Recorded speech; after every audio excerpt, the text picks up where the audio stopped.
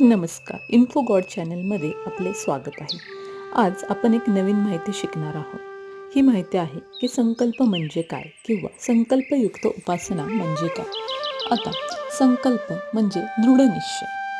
संकल्प ह्या गोष्टीचा की जी काही गोष्ट आपण ठरवलेली आहे ती ठरवलेल्या दिवसापासून किंवा वेळेपासून ती आपण जेव्हापर्यंत ठरवली आहे तेव्हापर्यंत पूर्ण करणे, दृढनिश्चय करणे व तसा आपल्या गुरूंजवळ तो बोलून दाखवणे किंवा गुरूंना प्रार्थना करणे म्हणजे आता 14 डिसेंबर निमित्त दत्त जयंतीनिमित्त आपण ज्या काही उपासना करतोय 7 दिवस 3 दिवस 1 दिवसाच्या त्या उपासना करण्यापूर्वी आपण संकल्प करायचा आहे. तशी आपल्या स्वामींना दत्तगुरूंना आपण प्रार्थना करायची, दृढनिश्चय करायचे की ते पूर्ण करून घ्या व ह्या वेळेत व ठरलेल्या दिवसांमध्ये ते पूर्ण करून घ्या म्हणजे संकल्प किंवा संकल्पयुक्त उपासना.